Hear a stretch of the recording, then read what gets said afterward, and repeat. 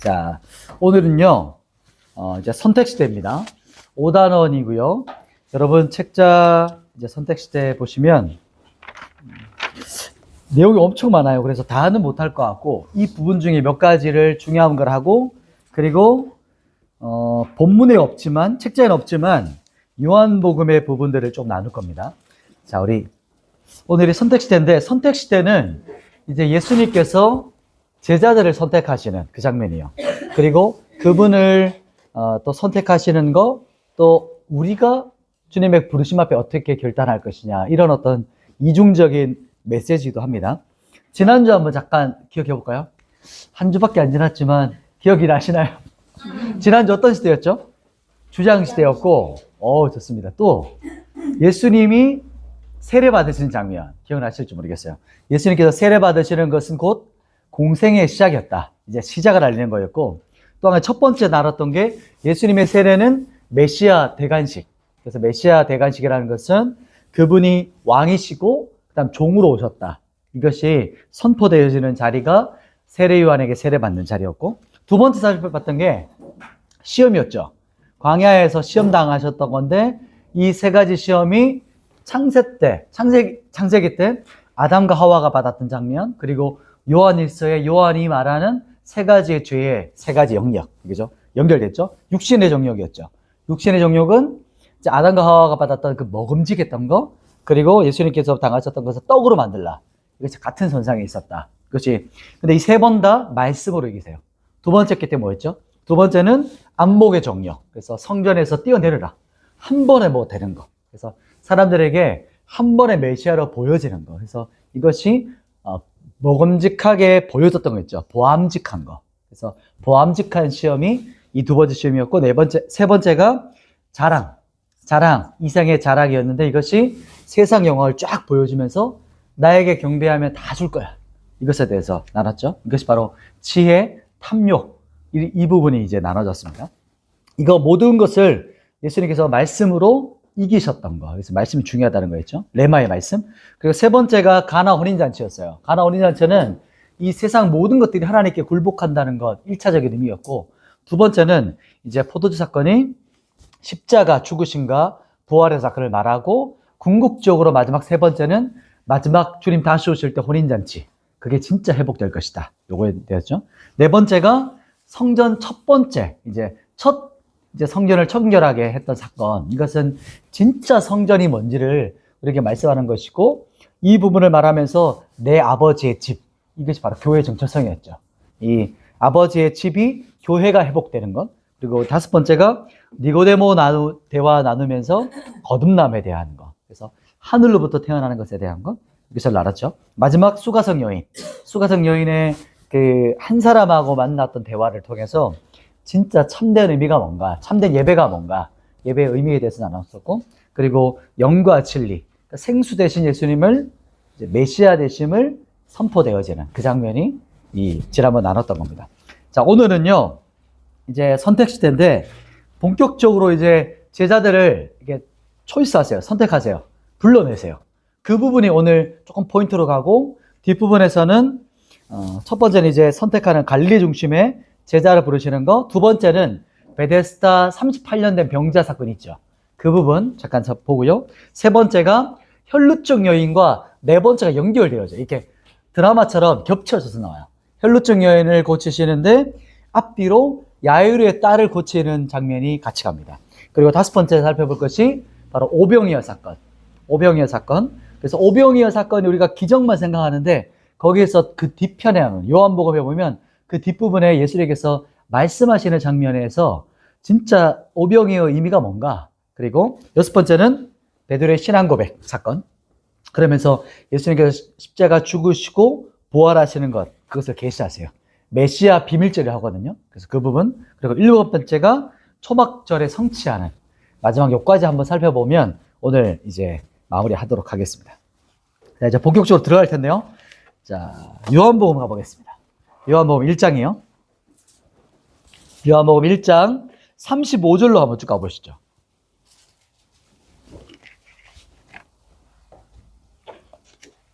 자, 요한복음 1장에 보시면 여기서 제일 먼저 이제 제자들을 부르시는 장면이 나와요. 나다나엘을 부르시는 장면이 여기서부터 시작되는데 그 전에 한번 보면 참 인상적이에요. 세례 요한이 외치는데 뭐라고 했냐면 36절 보세요. 보라 하나님의 어린 양이로다 이렇게 말했더니 37절에 옆에 있었던 제자, 이 제자는 원래 세례 요한의 제자였어요. 근데 세례 요한의 외침을 듣고 예수를 따라갑니다. 우리가 예상하기는 아마 빌립과 안드레였을 것이다 봐요. 그래서 예수님을 따르는데 안드레는 자신의 형제 베드로에게 가서 내가 메시아를 만났어 이렇게 형한테 이제 가서 말하는 거예요. 그러면서 베드로를 데리고 옵니다. 그랬더니 베드로를 예수님께서 보시고 게바는 번역하면 이제 반석, 이제 베드로의 새로운 정체성이죠. 정체성을 주시고 베드로를 부르는 장면이 나오는 겁니다. 그리고 이제 나다나엘 다음에 조금 더 한번 이제 살펴볼 텐데요. 43절에 보시면 이 빌립이 나와요. 빌립이 나를 따르라 이렇게 불러내시죠. 빌립이 이제 따릅니다. 근데 빌립이 자신의 진짜 친한 절친 45절 누가 나오죠? 나다나엘이 여기 증명해요. 나다나엘은 이제 바돌로메 똑같은 이름이에요. 바르라고 하는 아들, 돌로메의 아들. 그래서 나다나엘이 바로 바돌로메입니다. 다른 본문에 나오는 나다나엘을 부르는데요. 우리가 그토록 기다렸던 메시아를 내가 만났어. 이렇게 하면서 나사렛에서 난 예수님이야. 이렇게 말했더니 나다나엘이 듣다가 나사렛? 나사렛은 뭘 설한 게 나? 왜냐하면 나사렛은 진짜 깡촌 중에 깡촌이었거든요. 그런 시골에서 뭔 나사렛에서 선한 게 나을 수 있겠어? 이렇게 말하거든요. 그랬더니 빌립이 뭐 더 이상 설명, 설득 이런 건 아니에요. 그냥 come and see, 와서 보라 이렇게 해요. 이렇게 말합니다. 그랬더니 진짜 나다나엘이 예수님께 나아가요. 근데 예수님께서 그 나다나엘이 오른 걸 보시면서 뭐라고 말씀하냐면 보라, 이는 참으로 이스라엘 사람이구나. 그 안에 간사한 것이 없구나. 이렇게 말하는 부분을 듣고 나다나엘이 뭔가 뭐지? 넌 어떻게 아시지? 이렇게 반응하면서 그때 바로 예수님께서 뭐라고 하시냐면 내가 너를 빌립이 너를 부르기 전에 내가 알고 있었어. 왜냐하면 무화과 나무 아래 있었던 너를 내가 봤어. 이렇게 말씀하시거든요. 그랬더니 나다나엘이 뭐라고 반응하냐면 49절 보시겠어요? 나다나엘이 고백하기를 랍비여, 당신은 하나님의 아들이시오, 당신은 이스라엘의 임금이로소이다. 이렇게 고백을 해요. 어떻게 저를 아십니까? 이렇게 질문했던 거죠. 그랬더니 그 당시에 무화과 나무 아래 있었다는 것은 기도의 처소였어요. 보통 기도하는 자리였고 혹은 재판하는 자리가 무화과 나무 아래였어요. 그래서 네가 기도할 때 내가 다 보고 있었어. 그러니까 그 말씀을 하셨던 거예요. 그랬더니 나다나엘이 이렇게 고백했던 거죠. 당신 정말 메시아시군요. 당신 정말 그리스도시군요. 이렇게 고백하시거든요. 그래서 이제 내가 무화과 아래에 있었다고 그걸 알고 있다고 이렇게 놀라냐? 믿느냐? 이제 더 큰 것도 볼 거야. 인자가 오르락 내리락 하는 것을 보게 될 것이다. 이렇게 인자 위에 오르락 내리락 것을 보게 될 것이다. 이렇게 말하면서 이 나다나엘의 만남이 여기서 이제 일어나요. 지금 한 사람 한 사람 볼 거거든요. 초창기 때 불러냈던 제자들이 이런 제자들이에요. 지금 나다나엘 봤죠? 그리고 그 다음에 베드로, 안드레, 야고보, 요한이에요. 이 네 제자. 갈릴리를 중심으로 초창기 제자입니다. 이제 누가복음 5장으로 가볼게요. 자, 누가복음 5장 가봅니다. 누가복음 5장 96페이지 있습니다. 누가복음 5장에서는 베드로와 안드레, 야고보, 요한 요 핵심 제자들. 그 제자를 보면 우리는 12제자만 있다고 생각하는데 그렇진 않아요. 제자가 엄청 많았어요. 제자가 엄청 많았고 누가복음에 보면 보시겠어요? 제가 바로 한번 보죠. 누가복음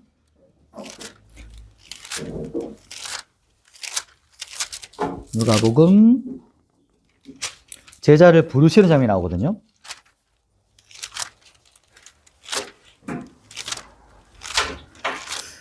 보시면 70인을 세우세요. 70인의 전도달 여기 나와요. 10장이요. 누가복음 10장에 보면 70명을 세우셔서 둘씩 보내십니다. 제자들이 70명 이상 있었다는 거예요. 그 중에서 그리고 12명을 세우세요. 그 부분이 또 어디냐면요.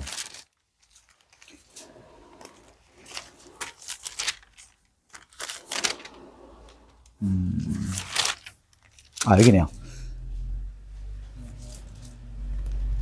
누가복음 6장이죠. 6장 12절. 누가복음 6장 12절에 보시면 예수님께서 12제자를 세우기 전에 기도하러 산에 올라가세요. 기도하러 산에 올라가세요. 그래서 밤새도록 기도하시는 거예요. 왜냐하면 13절에 누구를 부르시는 거죠? 제자들을 부르시는데 그 중에서 12를 부르시는 거예요. 그 중에서 12를 불러내셔서 택하시고, 이 누가의 독특한 표현이에요. 제자들을 뭐라고 지금 칭하시죠? 사도라 칭하세요. 그 당시는 지금 우리가 생각하는 종교적인 사도라는 어떤 개념보다는 이제 그 보냄을 받은 자. 그래서 하나님께서 선택하셔서, 예수님께서 선택하셔서 보냄받은 자의 의미가 훨씬 더 강했어요. 그러니까 사자, 메신저, 이런 역할이었던 거죠. 그래서 12명의 제자가 이때 6장 12절부터 사도라는 명칭으로 변하는 거예요. 이게 독특한 누가의 표현법입니다. 그래서 누가와 사도행전을 쭉 가면서 사도로 계속 표현되는 거예요. 이 부분이 참 신기한 거죠. 자, 한번 다시 돌아와서 누가복음 5장을 한번 보시면, 이제 누가복음 5장에는 초창기 제자들인 거예요. 이제 갈릴리에서 주님께서 선택하셨던 제자가 베드로, 안드레, 야고보, 요한이었다. 그래서 예수님께서는 제자들을 한 사람 한 사람 부르세요. 이 부분이 참 감동적이죠. 자, 5장 보시면 이제 제자들을 부르실 때 여기서 베드로를 부르세요. 네, 이때 베드로를 두 번째 부르셨다고 봐요. 저도 거기에 동의해요. 이게 참 신기하잖아요. 요한복음에 한번 불렀어요. 근데 지금 갈릴리로 오셔서 다시 그물을 씻고 있는 제자 베드로를 보시는 거예요. 제자들이 이렇게 느낌이 이런 거예요. 지금 이 시대로 조금 지칭한다면, 그전에는 파트타임이었다가 다시 돌아갔다가 또 이제 풀타임으로 불렀는데 또 다시 가요. 그래서 다시 찾아가셔서 부르시고 뭐 이런 어떤 장면이 나와요. 그래서 복음서에 보면 아까 불렀는데 왜 또 부르시지? 이렇게 본문을 보면 우리가 그냥 한 번 불렀다 생각하는데 그렇지 않았구나 라는 것을 본문 보면서 우리가 볼 수가 있습니다.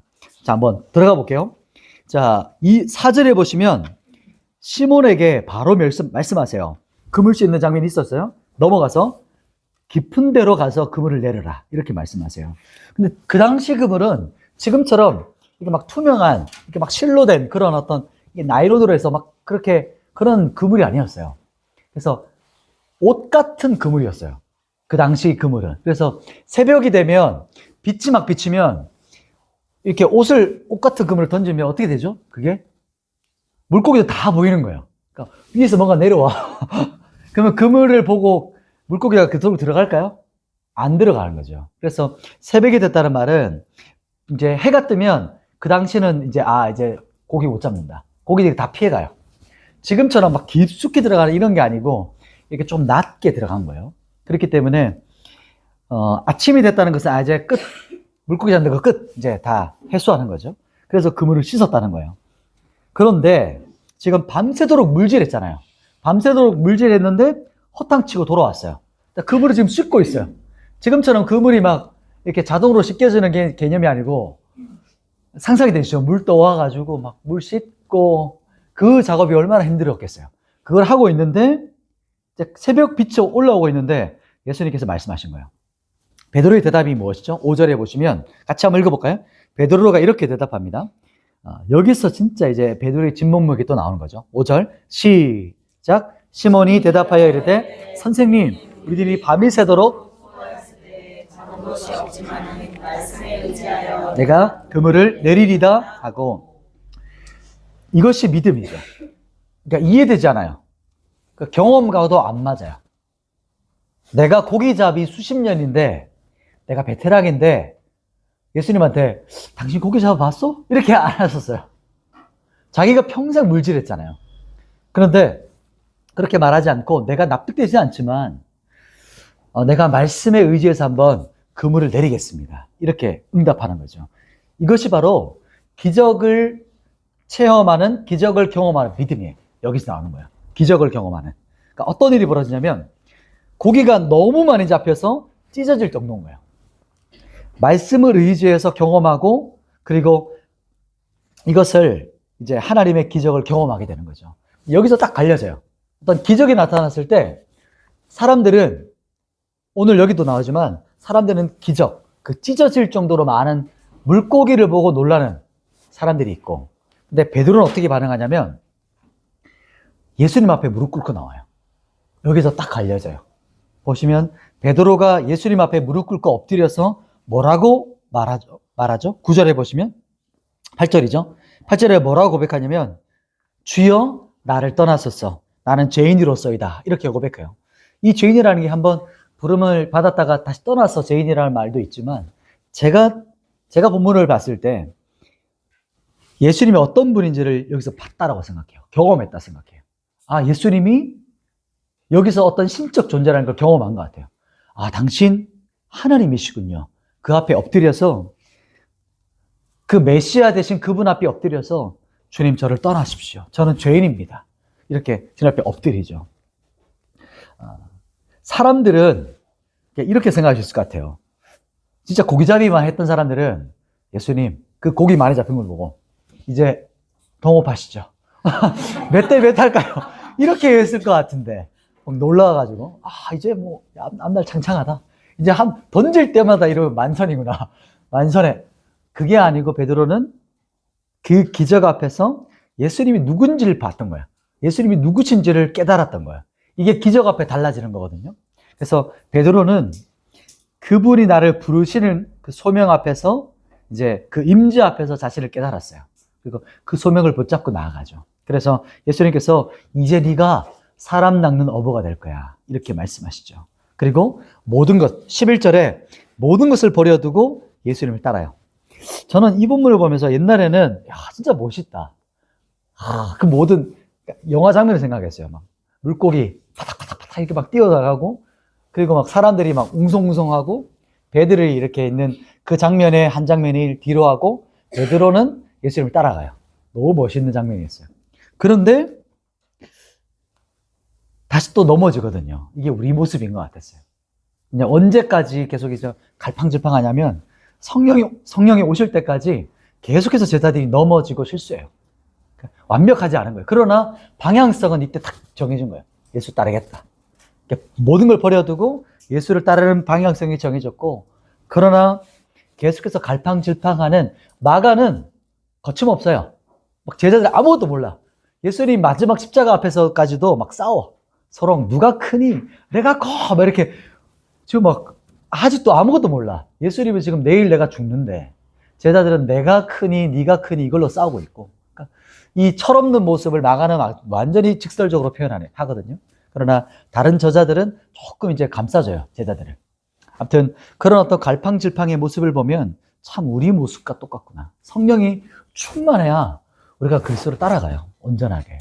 그러니까 그리스도로 충만하는 거, 그리고 성령으로 충만할 때 오순절의 강림 이후에 진짜 사도가 사도되어서 그리스도를 따라갑니다. 그래서 방향성이 정해졌지만 우리처럼 갈팡질팡 한다는 거. 그래서 복음서 읽으면서 아, 우리도 참 이런데 이렇게 우리가 적용할 수 있는 거죠. 자, 또 넘어가 볼게요. 이번에는 누구를 부르냐면요, 마태입니다. 자, 마태복음 누가 썼죠? 마태가 썼겠죠. 그래서 마태로 가봅니다. 자, 9장이에요. 마태복음 9장입니다. 자, 마태복음 9장 9절부터 13절 부분인데 13페이지 부분입니다. 이제 세리마태예요. 마태는 세리마태거든요. 레이라고도 이름을 지칭합니다. 자, 지금 세간에 앉아 있어요. 세간이 뭐죠? 지금 딱 좋네요. 세간이 의자. 이 의자인데 큰 의자였겠죠? 그 의자가 어떤 역할이었을까요? 딱 갑판대를 딱 해놓고 돈 바꿔주는, 또 세금 받는 이런 곳이었어요. 우리나라가 이제 이스라엘과 너무 많이 닮아 있어요. 지금 우리나라의 모습 분단됐죠. 북과 남. 이스라엘, 북이스라엘 납니다. 그죠? 그리고 1948년도 해방했어요. 그러니까 나라가 생겼어요. 그죠? 참 같이 생겼어요. 좀 신기하죠? 그러니까 그런 어떤 짝이 있는데, 그러니까 우리나라 그때 당시를 생각하시면 돼요. 뭐냐면 일제강점기예요. 일제 앞잡이들을 생각하시면 돼요.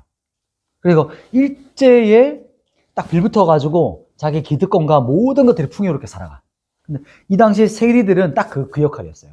그래서 로마의 친로마, 그러니까 로마에 빌붙어서 로마가 네가 세금 마음대로 걷어. 대신 이 정도 양은 세금 올려보내. 그래서 세리들은 무조건 다 폭리를 취했어요.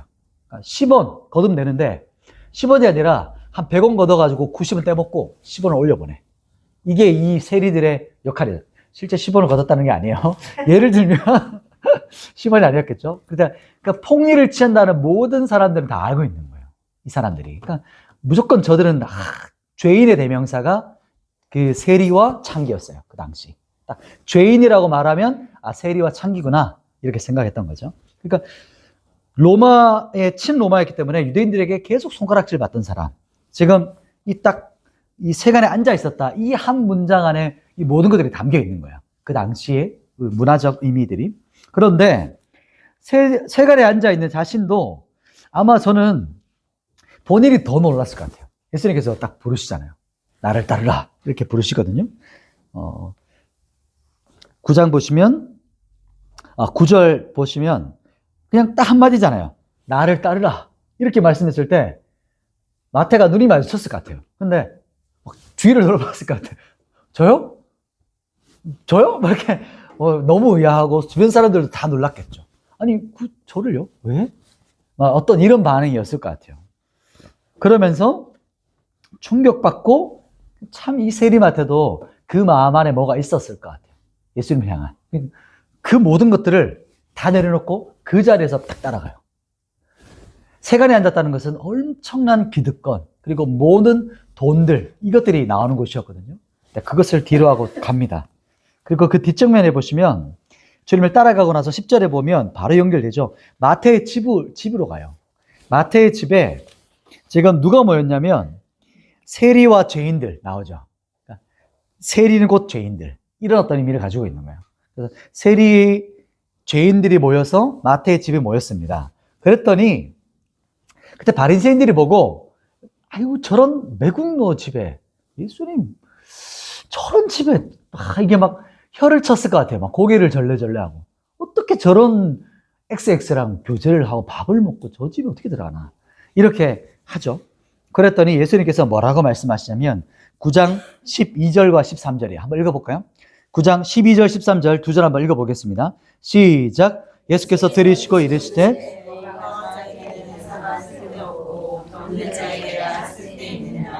너희는 가서 긍휼을 원하고 제사를 원하지 아니하느라 뜻이 무엇인지 배우라. 나는 의를 부르러 온 것이 아니라 부르러 왔노라 하시니라. 아멘. 예수님께서 제자를 부르실 때 상상이 되시죠? 정말 이제 우리가 생각한 걸 초월하시는 분이에요. 우리는 그냥 제자를 불러냈다 생각하는데 지금 세리예요. 갈릴리 어부예요. 나중에 더 심한 사람들이 나와요. 열심당원부터 시작해서 막 온갖 혈통 그리고 막 배경 뭐를 다 초월해요. 우리가 생각할 때는 좀 잘난 사람, 똑똑한 사람, 뭔가 이제 제자로서 쓰임 받을 수 있는 사람, 그 당시에 좀 뭐 인플루언서들, 좀 잘 나가는 사람들, 그거 아니에요. 아무도 몰라. 아무 상상 초월이야. 이 사람들 다 불러내시는 거예요. 근데 그분께서 불러내셨던 이유가 방금 우리가 읽었던 12절과 13절이에요. 그리고 지금 불러내시는 사람들도 똑같다는 것이죠. 우리가 생각할 때는 뭔가 제자로서 자격 갖춘 사람, 뭔가 예수님의 사역에 함께 했을 때 바로 뭔가 투입될 수 있는 사람, 그게 아니라 예수님은 뭐라고 하시냐면 죄인을 부르셨다. 병든 자를 부르셨다. 이렇게 말합니다. 이게 어떤 것을 의미하죠? 죄인을 말하는 거예요. 악한 자. 그리고 자기가 죄인이라는 것을 알고 있는 사람. 내가 병자라서, 내가 악한 자라서, 죄인이라서 날 치유해 줄 사람이 필요해. 의인이 필요해. 나를 이롭게 할 사람이 필요해. 라고 생각하는 사람이었던 거예요. 그 당시 한번 바리새인들, 서기관들, 주축들, 그 종교인들 한번 생각해 보세요. 그 종교인의 기도가 나오잖아요. 바리새인이 어떻게 기도하죠? 저는 감사합니다. 뭐라고 감사하죠? 저런 죄인이랑 제가 달라고 감사합니다. 이렇게 말하잖아요. 저기 구석에 막 쭈그리고 앉아가지고 기도하는 세리를 막 지칭하면서 나는 저들이랑 다르게 태어나서 감사하고 그 당시에는 또 여자랑 안 태어나면 감사했거든요. 저는 여자로 태어나지 않아서 감사하고 저는 모세오경을 암송해서 감사하고 이런 어떤 기도를 했던 거예요. 그리고 제가 꼬박꼬박 11조 하는 거 정말 감사하고 뭔가 좀 기도가 이상해요. 감사한데 좀 이상한 게 뭐냐면 우월의식 그리고 열등감. 우월의식 곧 열등감이거든요. 베베 꼬인 사람. 그 당시 이 기득권을 이끌었던 바리새인 서기관, 이 종교인들이 그런 모습은 이렇게 그냥 이 기도 한마디를 보면 우리가 훤한 거야. 예수님께서 보여주셨던 비유에서. 그러면서 저기 저주받을 율법을 모르는 저 세리, 창기와 같지 않은 것이 감사합니다라고 하는 그 모습을 보면서 우리가 짐작이 되죠. 종교인들의 상태가. 오늘 본문에 보면 로마서 말씀도 그래요. 모든 사람이 죄인이거든요. 우리가 다 죄인이에요. 근데 두 가지 부류의 죄인이 있죠. 내가 죄인인 것을 알고 있는 죄인이 있고 자기가 죄인인 것을 모르는 죄인이 있어요. 모두가 죄인인데. 그리고 거듭난 사람은 용서받은 죄인이에요. 이제 우리의 신분은 이제 우리가 의롭게 된 자입니다. 의롭게 된 자, 의인이에요. 그것을 말하는 것이고, 주님께서 이 땅에 왜 오셨죠? 오늘 본문에 보시면 누구를 부르러 오셨죠? 죄인을 부르러 오셨던 거예요. 죄인. 그게 오늘 예수님께서 말씀하시는 궁극적인 이유예요. 예수님께서 이 땅에 오신 목적이기도 해요. 그래서 모든 죄인들아 다 내게로 오라 이렇게 부르시는 것이죠. 그래서 너희 죄가 주홍 같을지라도 너희가 십자가 앞에 나오면 이것이 이 주홍 같은 죄가 양털같이 휘어지게 될 것이다. 깨끗하게 씻겨질 것이다. 라고 하시면서 예수님께서 이 땅에 오신 궁극적인 이유가 우리를 부르시기 위해, 죄인된 우리를 불러내기 위해서라고 말씀하시는 거예요. 또 마태복음 20장 28절을 제가 한번 읽어드릴게요. 그분께서 이 땅에 오신 목적을 정확하게 표현하는 말씀이 마태복음 20장 28절인데 이렇게 말씀합니다. 인자가 온 것은 섬김을 받으려 함이 아니라 도리어 섬기려 하고 자기 목숨을 많은 사람의 대속물로 주려 함이라. 핵심 키워드가 뭐죠? 대속물이에요. 대속물. 대속제물. 대속제물. 이게 바로 예수님께서 이 땅에 오신 목적인데 그분은 섬김을 받기 위해서, 즉 높은 자리에 앉으려고 하는 게 아니에요. 내가 대접받고 싶어서 온 게 아니다. 이렇게 말씀하시면서 내가 이 땅에 와서 뭔가 칭찬받고 대접받고 내가 뭔가 되고 싶어서 온 게 아니야. 내가 뭐 업적 이루고 싶어서 온 게 아니고 우리의 대속제물, 우리를 대신하신 죽음의 제물이 되고 싶으셨다는 것. 그것을 말하는 거예요. 그래서 이 어린 양 예수를 말하는 겁니다. 그래서 그분의 공로와 희생 때문에, 핏값 때문에 우리가 구원받게 되는 것이죠. 그래서 이 땅에 오신 목적, 이유, 그것을 바로 이 제자를 부르실 때 다시 한번 말씀하는 거예요. 내가 너희의 제물, 대속제물로 내가 너희를 구원하기 위해서 왔어. 이렇게 말씀하는 거예요. 그래서 하나님 나라 사고방식은 세상과 달라요. 위가 아래로 가고 아래가 위로 가요. 훅 바뀌어요. 보신 적 있나요? 영화 중에 해적 영화인데 갑자기 이름이 캐리비안 해적. 캐리비안 해적에 보면 딱 지도에 딱 보물 좀 지도 같은데 딱 가면 갑자기 뭔가 성과 같은 빛이 탁 비치면서 위아래가 훅 바뀌거든요. 별로 중요하진 않아요. 뭐냐면 저는 그 내용이 중요한 게 아니고 제가 뭐냐면 그걸 딱 바뀌는 거 보면서 느낌이 우리가 천국에 하나님에 딱 입성했을 때 우리가 훅 바뀔 것 같은 느낌인 거예요. 세상에서는 높았던 자가 낮아지고 이 세상에서는 낮았던 자가 세상 하나님 나라에서 훅 높아지는 거예요. 먼저 된 자는 나중되고 나중된 자는 먼저 돼요. 세상에서 대접받았던 자는 하나님 나라에서는 대접받지 못하고 이 땅에서 아무 대접받지 못하고 믿음에 살았던 사람들은 그 땅에서 높은 자리에 앉아요. 이게 세례 요한에게서 말씀하셨던 그 장면이잖아요. 그래서 그 영화 딱 보는데 뭔가 빡 저에게 딱 느낌이 탁 왔었어요. 그렇구나. 하나님 나라가 업다이 사원이구나.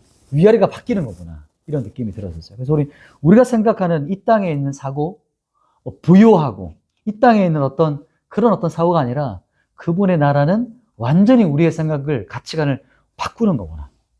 이런 생각들이 하게 됐었어요. 그래서 여러분들도 제자를 부르시는 오늘 장면 보면서 주님께서 부르시는 제자의 그 자격, 또 그분이 바라보는 사람의 관점은, 그분의 사람들을 불러내시는 관점은 완전 세 상태를 깨뜨린 거구나. 하나님 나라의 생각을 가지고 계시고, 그리고 그분의 바라보는 관점은 심령이 가난한 자, 그 마음에 애통하는 자, 날마다 겸손한 자. 그래서 가난하고 간절한 마음을 가지고 있는 자. 그걸 어떻게 봐요? 그죠? 근데 그분은 그 마음을 보시고 불러내시는구나. 그래서 우리 지금 앉아 계신 우리 한 분 한 분이 날마다 이 마음을 계속해서 회복하셨으면 좋겠어요. 세상에서는 아무런 의미가 없어. 그러나 하나님이 보실 때는 정말 의미 있는 거야. 심령이 가난하고 애통하고 가난한 심령, 겸손한 마음. 세상에서는 알아주지 않지만 하나님 나라는 하나님은 그것을 보고 계시는 거예요. 지금도 찾고 계시는 사람. 그래서 이것을 봤으면 좋겠습니다. 이게 주님께서 선택하시는 사람이에요. 주목하시는 사람이라는 거죠. 자, 그래서 예수님께서 사역하실 때 요걸 한 가지 또 필기 한번 하고 가면 좋을 것 같아요. 마태복음 한번 가보시겠어요? 마태복음 4장. 마태복음 4장 23절입니다. 오, 종이 치네요? 중요하다는 걸 또 포인트 해주시네요. 마태복음 4장 23절에 보시면 예수님의 전체 사역을 딱 세 가지로 이제 말해주는 거죠. 지난번에도 한번 했던 것 같아요. 그죠? 말씀해드렸던 것 같아요. 예수님의 사역의 세 가지가 뭐였죠? 첫 번째가? 그렇죠. 예수님의 사역. 전체를 딱 핵심 단어로 키워드를 말한다면 뭐죠? 23절 같이 한번 읽어볼까요? 23절 시작. 예수께서 온 갈릴리에 두루다니사 그들의 회당에서 가르치시며 천국 복음을 전파하시며 백성 중에 모든 병과 모든 약한 것을 고치시니. 아멘. 여기서 뭐예요? 첫 번째가 가르침이죠. 가르침. 두 번째는요? 전파하심. 천국 복음을 전파하시는 거예요. 세 번째는요? 고치심. 힐링이죠. 이게 그분께서 사역했던 모습이에요. 그래서 teaching, 그다음에 preaching, 힐링 하셨다. 이것이 바로 예수님의 3대 사역이라고 많이 표현해요. 이거는 이제 알고 계시면은 훨씬 도움이 될 것 같아요. 자, 이제 요한복음 또 가보겠습니다. 요한복음 5장입니다. 왔다 갔다 할 겁니다. 자, 요한복음 5장. 이렇게 하면 이게 성경책이 자꾸 펼쳐서 좋죠. 잘 열리니까. 요한복음 5장 가시면 이제 베데스다가 나와요. 베데스다가 혹시 좋은 성경책, 좋은 성경책 말하면 안 되고, 주석 달린 성경책은, 뭐가 밑에 의미가 달려있잖아요, 해석이. 베데스다가 뭐라고 적힌 분 계신가요? 아니면 알고 계신 분? 자비의 집, 그쵸? 자비의 집. 은총의 집, 은혜의 집, 이렇게도 표현해요. 그래서 자비라고 표현해요. 근데, 이게 참, 뭐랄까, 역설적이에요. 베들레헴에 흉년이 들었다. 빵집에 빵이 없다. 이런 의미거든요. 자비의 집인데 뭐가 없을까요? 자비가 없어요. 그러니까 그것을 여기서 상징적으로 말해요. 지금 베데스다라는 곳에 38년 된 명제가 누워 있어요. 또 보시면 요한의 또 주특기기도 해요. 포인트가 뭐냐면 6월절을 정확하게 표현합니다. 또 6월절을 포커스로 잡고 나가요. 예수님의 사역을. 요 5장 1절에 보시면 유대인의 명절이 되어 이렇게 말하죠. 이 부분을 아마 6월절이었을 것이다 이렇게 봅니다. 혹은 아닐 수도 있지만 6월 이 명절이 되었어요. 자, 그런데 그때 5장에 38년 된 병자 치유 사건인데 이게 굳이 언제였을까요? 또 언제 치유하셨을까요? 9절 보시겠어요? 9절 보시면 5장 9절에 이 사람을 치유한 날이 언제예요? 이 날은 안식일이다. 이렇게 요한의 특징이게 돼요. 안식일, 성전, 그리고 6월절. 이 부분을 포커스를 많이 둬요. 그 이유는 점점 나중에 풀어보십시다. 자, 그런데 이 부분은 요한복음에 나오는 표적 중에 세 번째 표적이에요. 요한복음에는 7개의 표적이 있습니다. 표적이죠. 기적이 아니고. 사인, 세메이온. 정확한 목적지가 있는, 정확한 지칭하는 의미가 있는 기적을 표적이라고 해요. 사인. 그래서 표지판인 거죠. 그래서 이게 세 번째 표적이 바로 이 베데스다 38년 된 병자를 고치는 겁니다. 자, 베데스다는 자비의 집인데 자비가 없어요. 자비가 없는 현장이 바로 이곳입니다. 연못. 왜냐하면 연못이 이게 막 동할 때 그 이야기가 잘 아실 텐데 막 움직일 때 가장 먼저 들어가면 어떻게 돼요? 나아요. 그러면 누가 제일 먼저 들어갈까요? 제일 쌩쌩한 사람이 들어가는 거예요. 그러니까 38년 된 명자는 못 들어가요, 절대. 우리가 봤을 땐 이 사람이 제일 아프니까 이 사람 먼저 넣어 갑시다.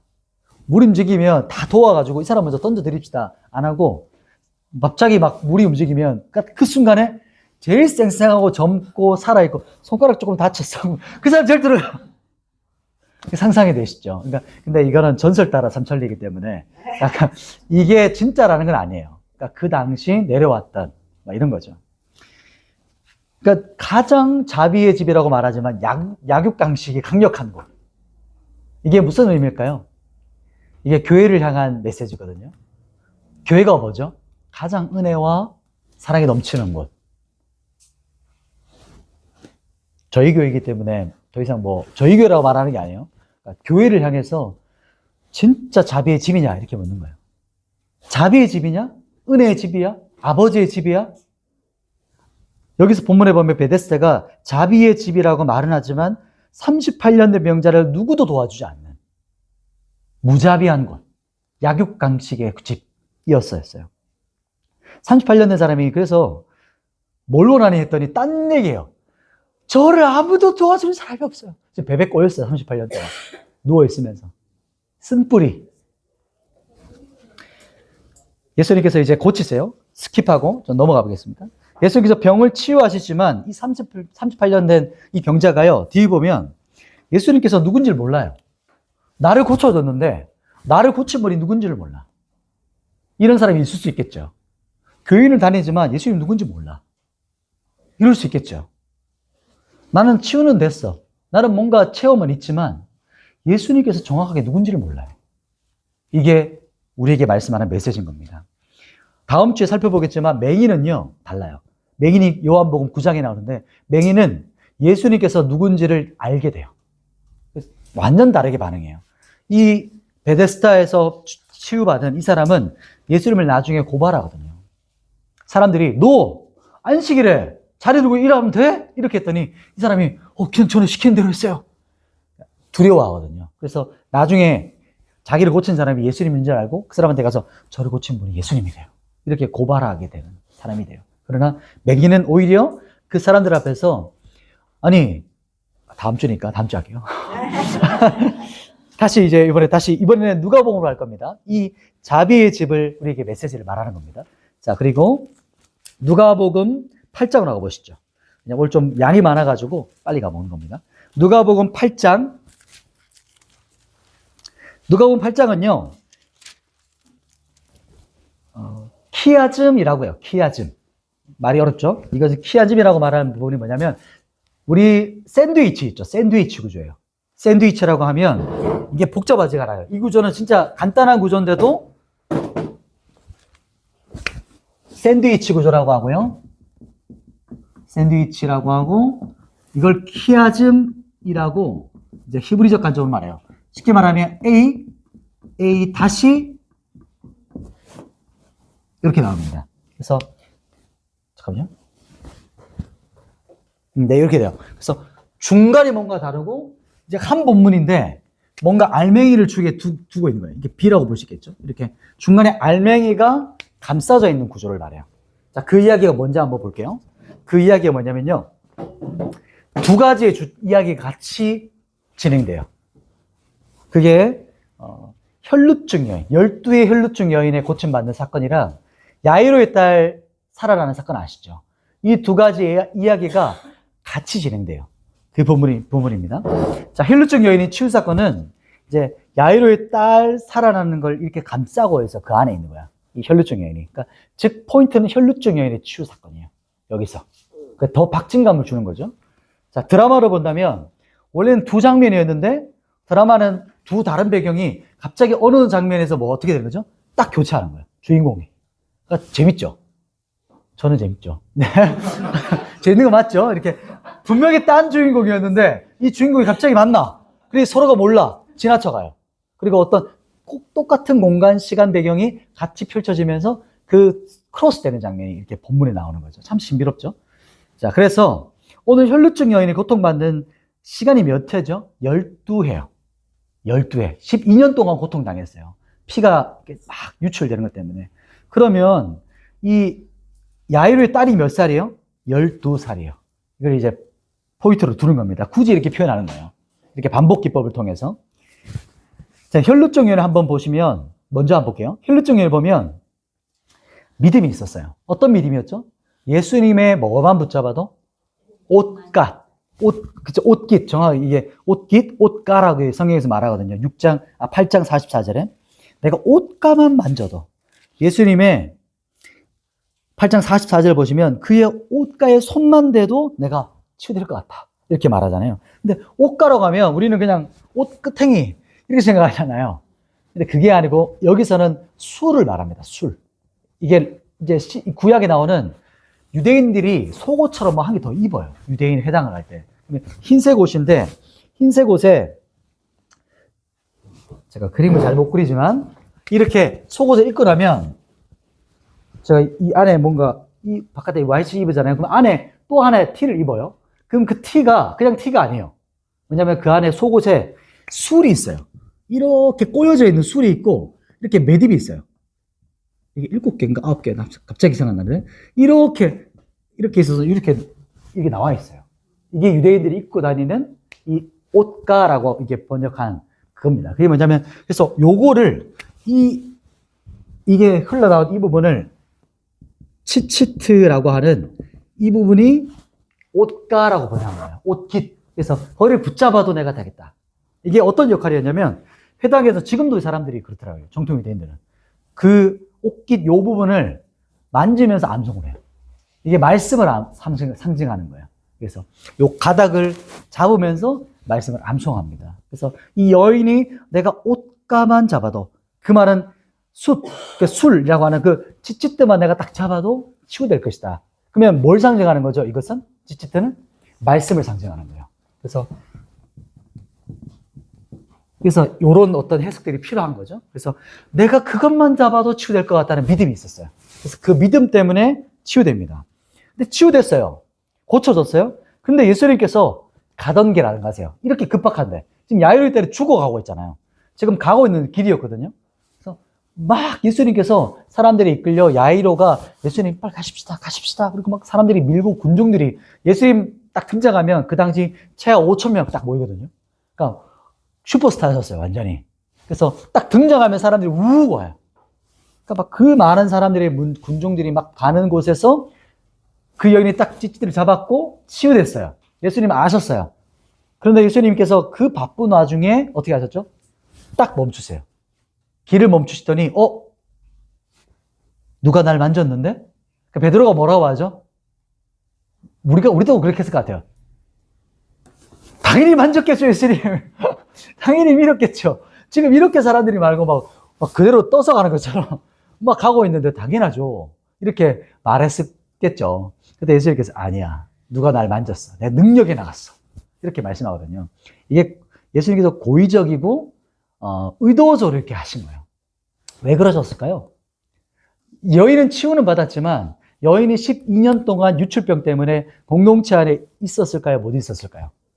홀로 있었던 거예요. 12년 동안.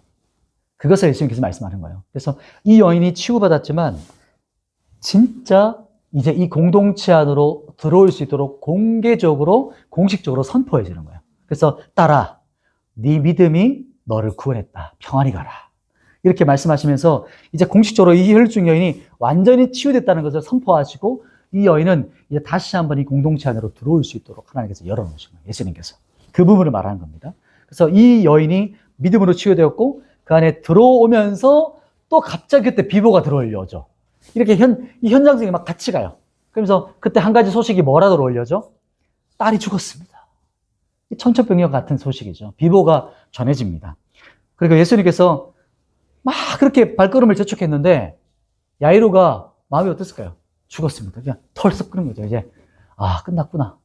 그런데 예수님께서는 그게 훨씬 더 이 배치한 이유인 거예요. 죽었기 때문에 훨씬 더 야이로의 딸이 다시 살아나는 기적이 일어나는 거죠. 여기서. 이게 그 중간에 배치됐기 때문에 이 중간의 이야기도 더 살고 야이로의 딸이 살아나는 것도 훨씬 더 극적이 되는 거죠. 그게 뭐냐면 하늘이 무너졌던 것 같은 상황에서 예수님은 전혀 그렇게 안 와요. 두려워하지 마. 믿기만 해. 이게 다 의도하신 거예요. 다 연출하신 거예요. 그분의 시나리오 안에서. 그러면서 50절 말씀에 그렇게 말씀하시고 현장에 갔더니 온 집안이 한번 생각해 보세요. 12살 된 딸이 죽었어요. 그 집이 어땠을까요? 분위기가. 야이로, 회당장, 그러니까 좀 부유하고 그런 집에 막 딸이 죽었으니 막 초상집에 난리가 났겠죠. 그런 분위기에서 예수님께서 울지 마라. 죽은 게 아니야. 자고 있어. 라고 했더니 사람들이 다 비웃죠. 죽었는데 무슨 말 하고 있냐. 그랬더니 예수님께서는 소수의 사람만 데려가세요. 이게 나중에도 표현하겠지만, 나타내겠지만, 많은 제자 중에 12명을 세웠죠. 사도 12명. 그리고 12명 중에서도 또 어떻게 돼요? 3명이 있어요. 핵심 제자. 그 사람을 데리고 들어간 겁니다. 아마도 베드로, 야고보, 요한이라고 볼 겁니다. 이 세 제자가 있었어요. 핵심 멤버. 그래서, 그리고 들어가서 뭐라고 외치죠? 그 장면 한번 우리 같이 볼까요? 본문. 54절입니다. 사람들을 비웃죠. 그러나 예수님께서 이제 드디어 54절 뒷부분을 한번 읽어볼게요. 예수님께서 말씀하시는 장면만 한번 여러분과 우리가 예수님이 됐다는 마음을 가지고 선포하는 겁니다. 속삭이는 거 아니에요. 선포하는 겁니다. 자, 이르실 때 이 뒷부분입니다. 자, 시작. 야이야 일어나라 하시니 아멘. 아이야 일어나라 이렇게 하세요. 이게 뭐냐면 달리다 쿰 이렇게 하셨어요. 그래서 노래도 이게 옛날에 있었다 하더라고요. 아무튼 이건 저도 잘 기억 안 나요.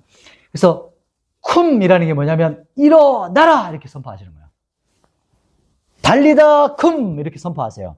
이 장면을 나중에 베드로도 죽은 자를 살렸던 게 있죠. 그 여자 이름 아시나요? 다비다. 그러면 예수님께서 이 장면을 하는 걸 옆에서 봤겠죠. 그걸 통해서 베드로가 다비다를 향해서 뭐라고 외쳤을까요? 다비다 쿰 이렇게 외쳤을 거라 저는 상상이 되는 거예요. 아, 이렇게 외쳤겠구나. 그래서 다비다가 탁 일어났겠구나. 그래서 쿰이라는 게 일어났다 이런 거거든요. 이브리어로 아람어를 사용한 겁니다. 그래서 죽었던 소녀가 다시 일어나요. 이게 바로 기적을 경험한 그 사건입니다. 죽은 자를 살리는 엄청난 기적이 이때 일어나는 겁니다. 그것을 나중에 다비다 쿰이라고 하면서 베드로가 똑같이 아마 일어나지 않았을까. 다비다야 일어나라 이렇게 선포하시거든요. 그래서 이 기적을 보면서 이 샌드위치 구조가 예수님께서 초창기 지금 이게 6월절 첫 번째와 두 번째쯤 앞부분에 지금 사건들을 지금 가고 있는 겁니다. 그래서 다음 주에는 한 세 번째, 네 번째 이 뒷부분의 사역들을 보면서 또 앞에 것들도 몇 개 이렇게 발췌해서 볼 겁니다. 지금 초창기 사역을 가고 있는 거예요. 초창기 제자들하고. 자, 그리고 요한복음 또 가볼게요. 요한복음의 6장이에요. 요한복음이 참 이제 좋은 게 6월절이 표시되어 있으니까 앞에 사역들은 이런 사건들이 있었구나라는 걸 이렇게 유추할 수가 있게 되는 거예요. 자, 이 요한복음 6장입니다. 6장은 요한복음에 이제 나오는 오병이어인데요. 이거는 사복음서에 다 나와요. 그 뜻은 엄청나게 중요한 것이고 요한이 다시 또 썼다는 것은 왜 썼을까요? 뭔가 더 정확한 걸 얘기해 주고 싶다는 거예요. 그리고 요한복음이 말하는 것은 표적은 반드시 그 뒤에 의미가 있어요. 그러니까 이 오병이어의 표적은요, 7번째 중에서 4번째 표적입니다. 4번째 표적이 바로 오병이어 사건입니다. 자, 그러면 그 목적, 오병이어 사건 우리가 잘하니까 제가 짧게 핵심만 한번 말씀드려 볼게요. 자, 요한복음 6장 4절 가보세요. 6장 4절. 요한복음 6장 4절에 마침 또 나오죠. 유대인의 명절이 뭐죠? 6월절이에요. 이 사건을 한번 요 조각을 딱 잡고 계셔야 돼요. 6월절에 오병이어 사건이다. 왜 그랬을까? 이 퀘스천 마크를 붙이는 겁니다. 자, 그리고 오병이어 사건은 단순히 어린아이가 자기 옵사리온, 정말 조그마한 작은 물고기 이렇게 줘서 남자는 5,000명, 약 한 2만 명 넘는 사람들이 배불리 먹었다. 이거를 나타내는 것만이 아니에요. 의미가 있어요. 진정한 의미가 뭐냐면 첫 단서가 바로 6월절, 이 첫 단서입니다. 이 조각을 딱 마음에 간직하시고, 근데 오병이어는 6월절과 뭔가 연관이 있구나. 이걸 생각하는 겁니다. 자, 이제 첫 번째 표적을 보시면, 이제 표적을 볼 때 첫 번째 보면 빌립이 먼저 나와요. 예수님께서 제자들을 시험하시죠. 이것은 예수님께서 의도적으로 물으신 거예요. 그리고 빌립이 뭐라고 대답하냐면, 이 많은 사람들이 먹으려면 딱딱딱딱 기술이 탁 나와요. 이게 어떤 걸 나타내냐면, 빌립은 어떤 사람이었냐면 아주 현실적인 사람, 그리고 아주 계산적이에요.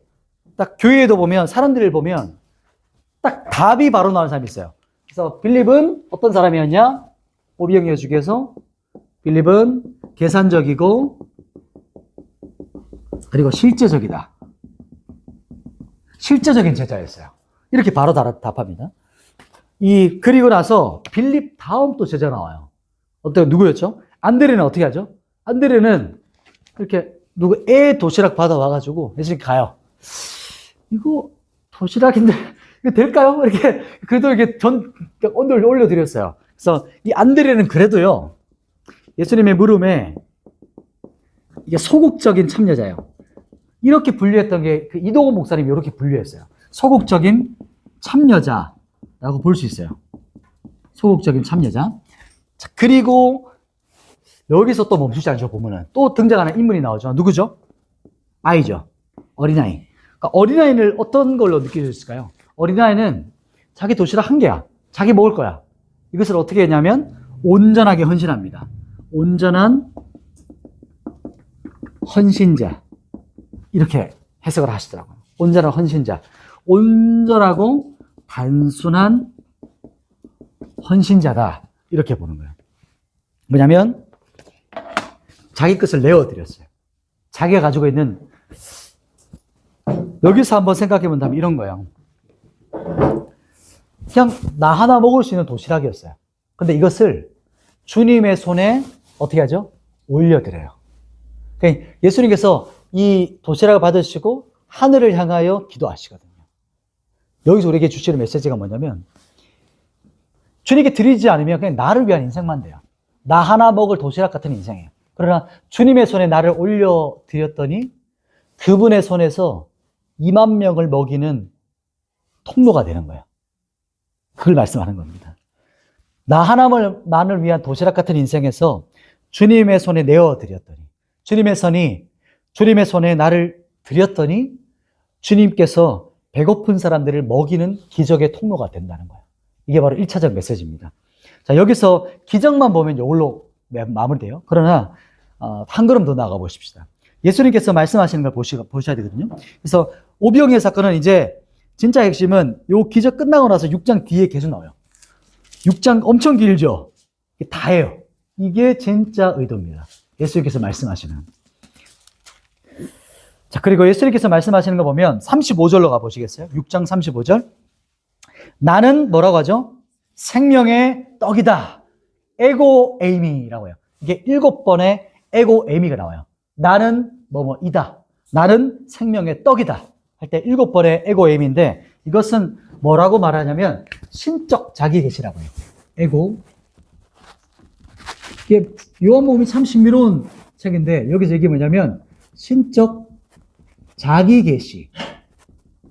이게 뭐냐면 여호와, 내가 바로 그 여호와다라는 것을 에고 에임이라. 그래서 우리나라 말로 본다면 조금 번역이 쉽지 않지만 저는 이런 느낌이었어요. 짐은 곧 국가라 이렇게 말하는 왕들만 쓰는 말 있죠. 일반인은 안 써. 이 말을 썼다는 것은 뭔가 조금 특별한 신적 거리가 있는 사람들. 그걸 말해요. 그게 바로 여기서 말하는 겁니다. 그래서 여기서 나는 생명의 떡이다 라고 선포하십니다.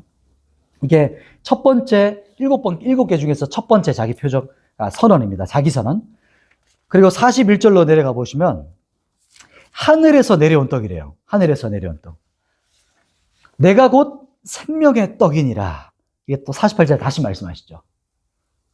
이게 뭘 상징하는지 느낌이 오시나요? 하늘로부터 온 떡이 뭐죠?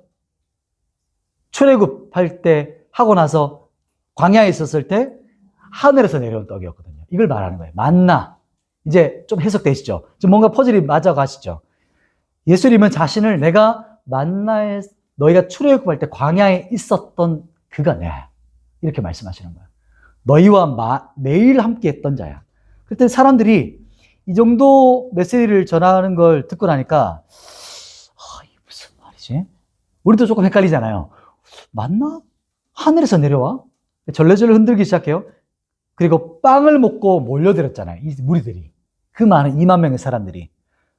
군중들이 우르르 왔다가 이제 결정적으로 사람들이 훅 돌아가는 그 말씀이 바로 53절부터 56절이에요. 자, 여러분이 한번 무리라는 느낌과 제자라는 어떤 느낌을 가지고 이 말씀을 듣고 나서 어땠을까? 한번 상상하면서 한번 읽어보시는 겁니다. 같이 한번 읽어볼게요. 53절부터 56절 시작. 예수께서 이르시되 내가 진실로 인자의 살을 먹지 아니하고 인자의 피를 마시지 아니하면 너희 속에 생명이 없느니라. 내가 살을 먹고 내 피를 마시는 자는 영생을 가졌고 마지막 날에 내가 그를 다시 살리리니 내 살은 지기요 내 피는 참된 음료로다. 아멘. 네, 56절 시작. 내 살을 먹고 내 피를 마시는 자는 내 안에 거하고 나도 그의 안에 거하나니. 아멘. 자, 무리들이 이 말씀을 들었어요. 어땠을 것 같아요? 야, 이건 좀 아닌데. 이거 지금 뭐라고 하시는 거지? 자기 살과 피를 먹으라고? 자기 살과 피를, 이제 막 광야까지는 내가 이해해. 내가 그래 만나까지는 이해할 수 있겠다. 근데 지금 막 갑자기 예수님이 자기 피와 살을 먹으래요. 그리고 자기 살과 피를 안 먹으면 자기를 모른다는 거야. 이게 될 듯 하면서 안 되면 너무 극단적인데 우리가 식인종도 아니고 왜 자기 피를 먹으라고 하지? 자기 피를 왜 먹으라고 하지? 이때 일어났던 사람들의 군중들이 그 말씀 듣고 나서 웅성웅성했겠죠. 이게 도대체 무슨 말이야? 이게 너무 좀 이상한데? 조금 이제 조금 뭔가 이상한 거로 가고 있는데? 이렇게 느낌이 오는 거예요, 사람들이. 그러면서, 야, 우리는 이 말씀 들으면, 이 말씀 읽으면, 야, 진짜 은혜가 된다. 그치? 그러려니 또 넘어가잖아요. 해석 안 돼도. 뭔가, 다 의미가 있겠지. 다 이유가 있을 거야. 성경은 다 이유가 있어. 넘어가. 이렇게 하는데, 이 사람들은 처음에까지 듣다가, 이게 엄청 지금 말씀이 길잖아요. 듣다, 이건 아니다. 이렇게 가는 거예요, 이제. 사람들이 다 떠나는 거예요. 그리고 나서 예수님께서 이제 제자들하고 대화하시는 거예요. 그 뒷부분에. 그 뒷부분이 나오는데, 예수님께서 모였던 군중들 향해 찬물을 쫙 끼얹으시고 사람들이 떠나가는 거예요. 왜냐하면 그 분위기를 한번 상상해 보세요. 사람들이 2만 명의 사람들이 빵, 물고기, 배부르게 먹다가 이제 사람들이 갑자기 사람들이 몰려들기 시작하는 거예요. 그 당시에는 한 끼, 두 끼도 먹기 힘든 시대였거든요. 극빈 시대였어요. 그래서 사람들이 몰려들더니 예수님 찾기 시작하는 거예요.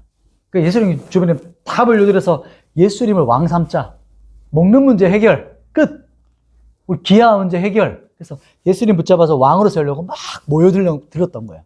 그때 예수님께서 말씀하시면서 이 사람들에게 그 흥분의 도가니에 있는 군중들을 향해 찬물, 얼음물을 쫙 끼얹었던 거죠. 사람들이 순간적으로 이건 아니구나. 이건 아니야. 그래서 다 떠나가는 그런 분위기인 거예요. 그리고 나서 66절 보세요. 그래서 사람들은 어떻게 반응하냐? 66절 그때부터라고 나오죠.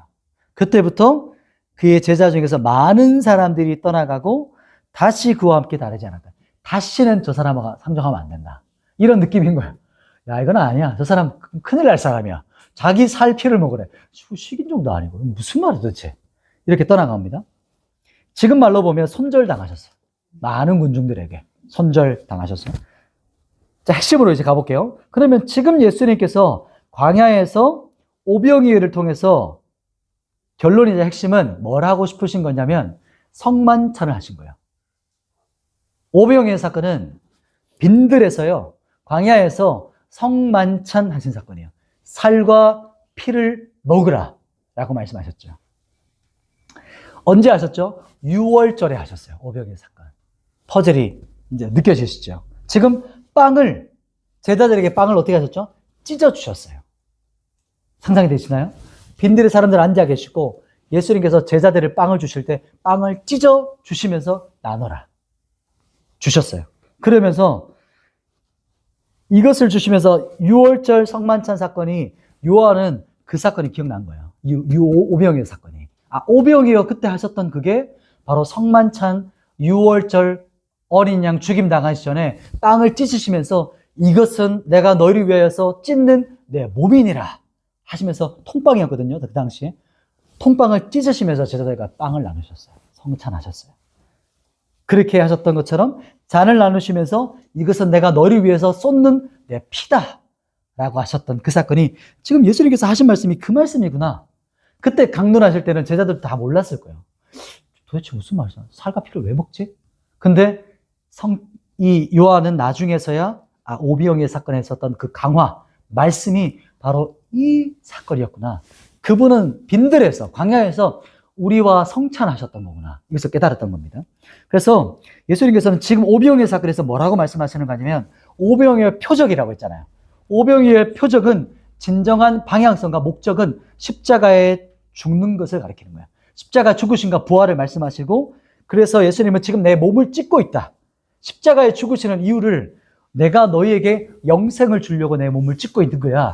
이렇게 말씀하시는 것이 오병이의 그 다음 의미인 거예요. 1차적인 의미를 앞에 적었지만 두 번째는 성만찬 사건이었다. 이것을 우리가 볼 수 있는 거예요. 그래서 광화를 예수님께서 말씀하신 이 뒷부분에 요한이 적어놓은, 이렇게 길게 적어놓은 의미가 뭐라고요? 이건 1차적이지만 그 뒤에 더 의미는 성찬, 성만찬인 거예요. 성만찬인데 이것이 바로 유월절 어린 양으로 죽으시는 자신의 몸을 말씀하시는 거예요. 이게 그래서 오병이어 사건이 기적이 아닌 거예요. 그건 다 의미가 있다는 것을 말하는 것이죠. 자, 이제 6번째로 한번 가볼게요. 6번째는 이제 베드로가 신앙 고백하고 이제 첫 교회의 반석, 교회의 첫 시작점이 여기입니다. 자, 마태복음으로 가볼게요. 마태복음 16장입니다. 마태복음 16장.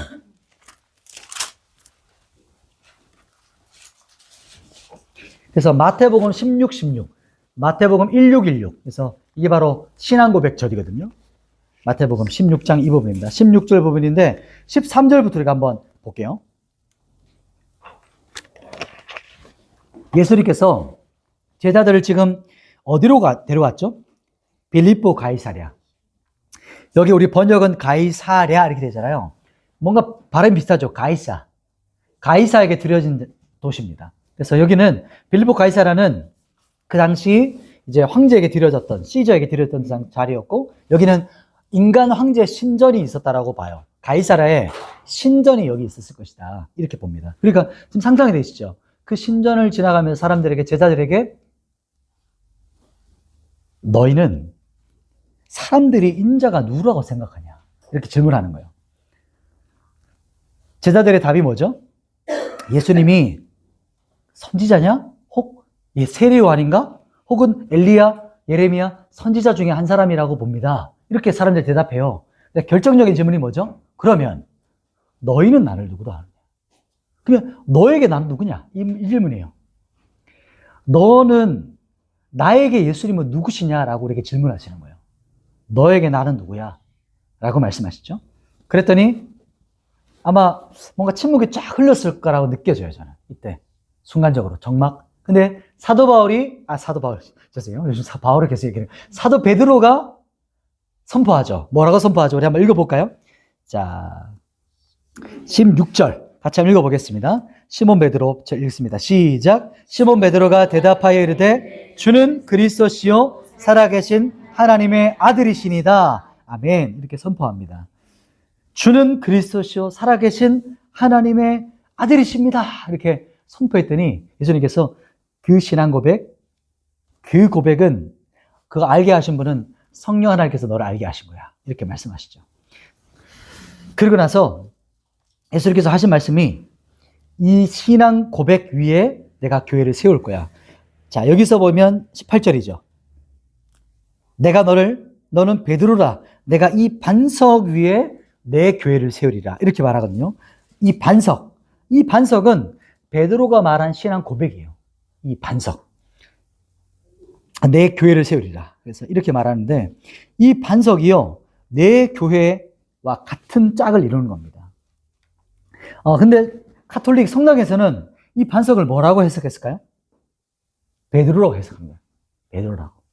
안 맞아요. 베드로는 페트로스라고 하는 남성형이고 여기서 이 뒤에 나오는 이 반석은 여성형으로 나오거든요. 달라요. 헬라어는 딱 지칭이 딱 정확해요. 인칭 이게 딱 정확해요. 그래서 헬라어는 엄청나게 정확하게 해석할 수 있거든요. 이 반석이라는 것은 이 베드로와 반석이 다른 걸 말해요. 지금도 베드로가 뭐죠? 가톨릭에서는 일대 교황인 거예요. 그게 다르게 해석하는 거예요. 그렇지 않죠. 그래서 심지어 바티칸도 베드로의 무덤 위에 세워져 있어요. 베드로 위에 세운 거예요. 대단한 사람들이죠. 이게 바로 이제 가톨릭의 해석인 거예요. 그렇지 않은 거예요. 그러니까 원어 이 헬라어를 잘못해서 그렇게 되는 거예요. 그러나 계속 가는 거예요. 그렇게. 그래서 일대 교황이라고 하는 거죠. 베드로를.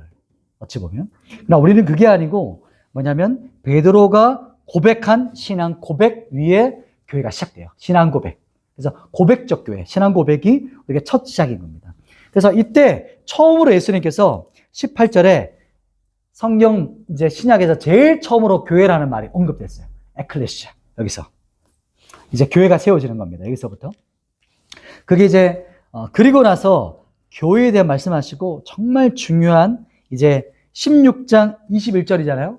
이 본문은 마가복음도 나와요. 마가복음 한번 그 메모해 놓으세요. 마가복음 8장 31절 찾아볼 겁니다. 마가복음 8장 30, 마가복음 가시죠.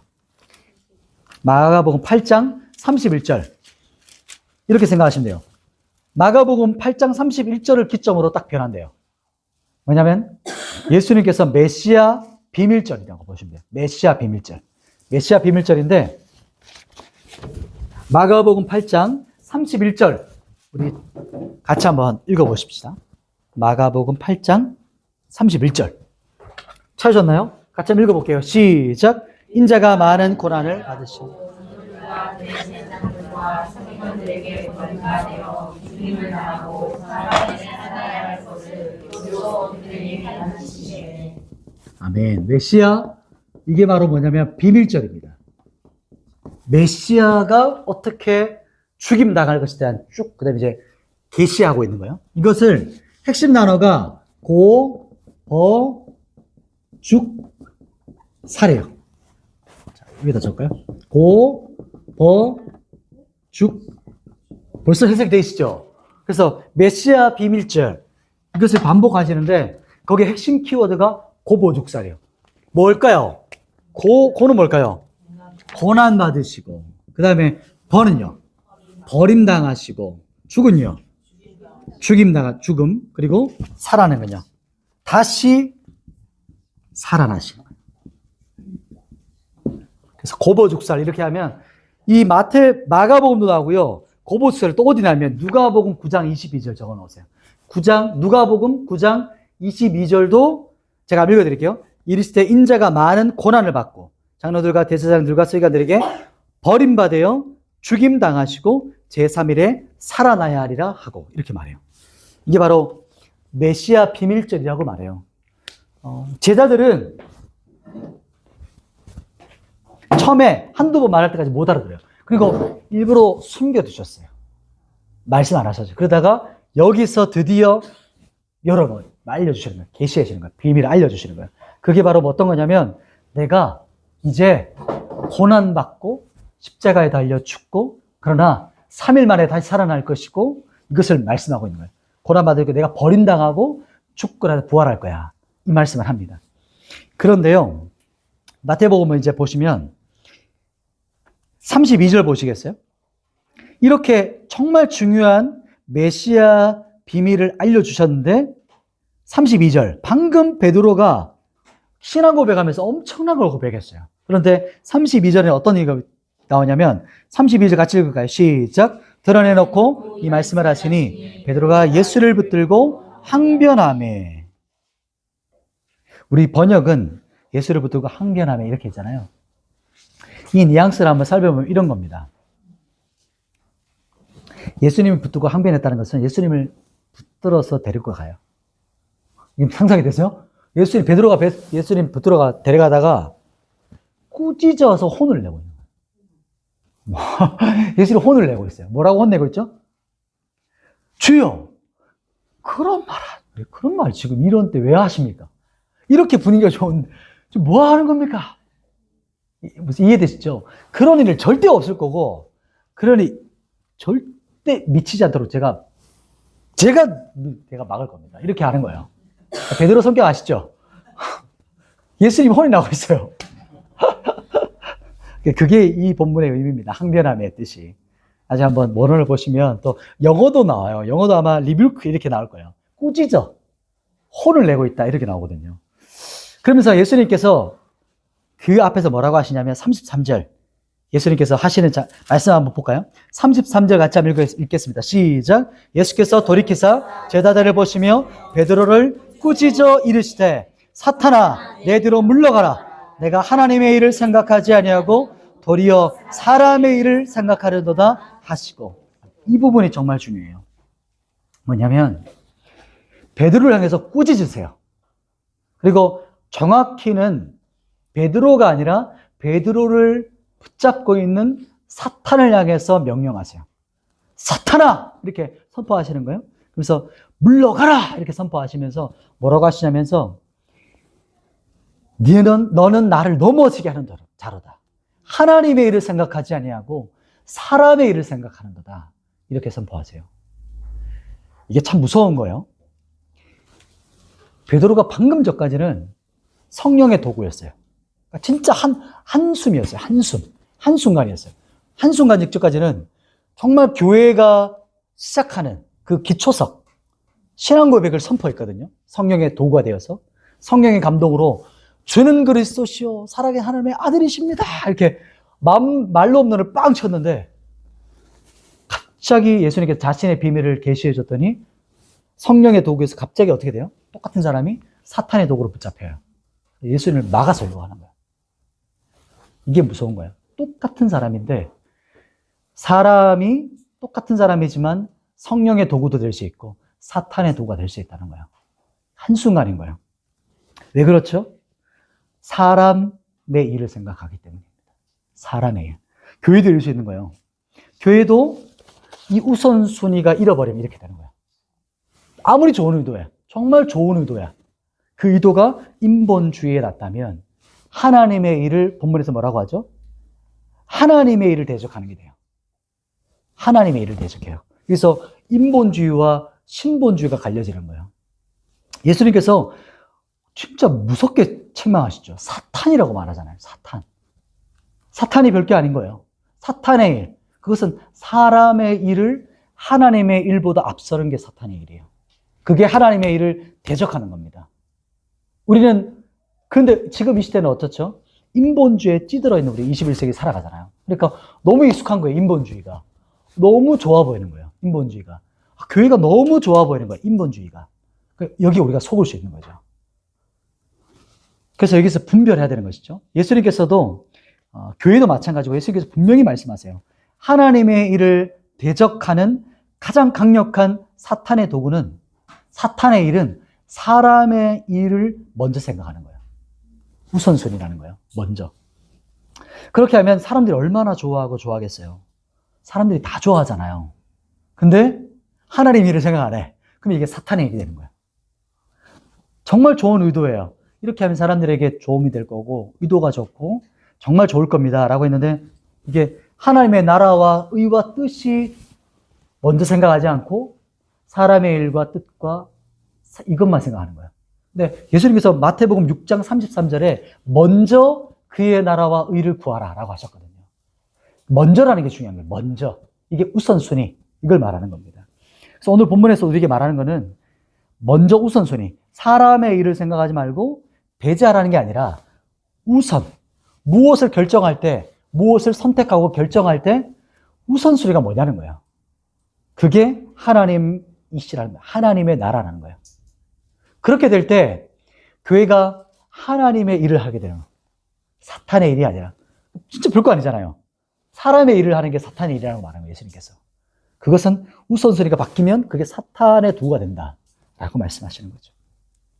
정말 중요한 거죠. 우리가 주님을 따라갈 때도 마태, 마가, 누가 모두 반복하는 게 뭐냐면 마태복음 한번 다시 가보시겠어요? 마태복음 16장이에요. 마태복음 16장 24절, 25절.